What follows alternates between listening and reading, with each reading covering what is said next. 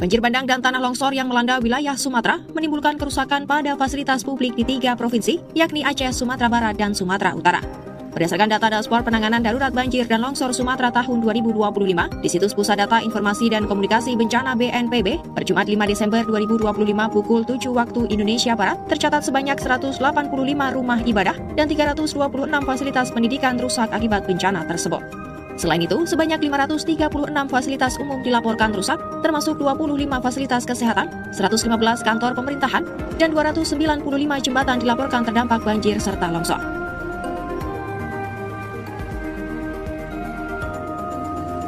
Setelah berhari-hari terisolasi tanpa listrik dan sinyal, warga di sejumlah wilayah Aceh akhirnya bisa mengunggah rekaman banjir bandang. Begitu jaringan pulih, berbagai video yang mendokumentasikan dahsyatnya banjir bandang bercampur tumpukan kayu mulai beredar di media sosial. Hujan dengan intensitas lebat dan ringan menyebabkan debit air dari perbukitan mengalami peningkatan hingga mengalir ke permukiman. Jumlah korban meninggal akibat bencana banjir dan tanah longsor di Pulau Sumatera terus bertambah. Pusat Data Informasi dan Komunikasi Bencana atau Pusdatin BNPB melaporkan, hingga Senin 1 Desember 2025 pukul 17 WIB, korban meninggal mencapai 604 orang. Di Sumatera Utara, korban tewas dilaporkan menjadi 283 jiwa, Sumatera Barat 165 jiwa, dan Aceh 156 jiwa.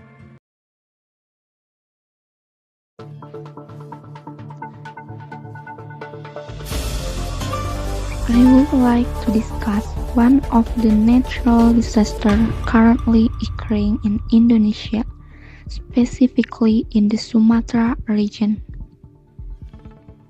The flash floods that hit the Aceh, North Sumatra, and West Sumatra region have become a major tragedy in late November 2025. It began on November 23, 2025, with rain falling around the areas affected by the floods. Then, at 12 a.m. on November 24, 2025, rain began to fall evenly over most of North Sumatra and continued until the next day. On November 26, 2025, the rain subsided between midnight and 6 a.m.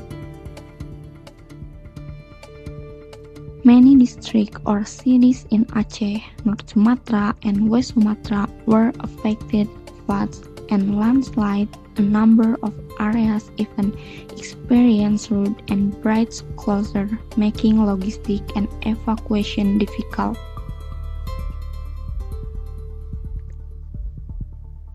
The National Disaster Management Agency, or BNPB, has recorded a rising death toll. As of December 16, 2025, the number of confirmed deaths stands at 1,053. This disaster was triggered by days of extreme rainfall caused by a tropical cyclone in the Malacca Strait. Rainfall far above normal level caused major rivers to overflow and trigger landslides in areas with steep terrain.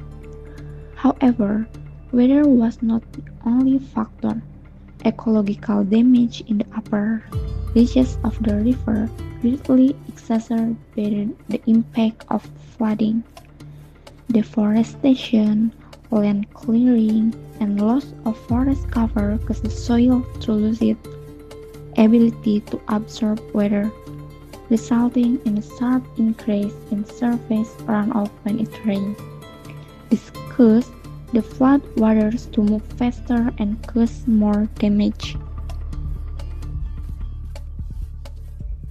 Infrastructure damage occurred in various areas, ranging from washed-away houses and severed national roads to collapsed bridges. Many areas were isolated for several days, hampering evacuation and aid distribution. Thousands of families were forced to flee to safe areas with limited facility. This tragedy serves as a stark warning that the combination of extreme weather and environmental damage can create large-scale disaster. Spatial planning, forest rehabilitation, strengthening disaster mitigation, and development oriented towards ecological safety are urgent needs to prevent similar incidents from occurring in the future.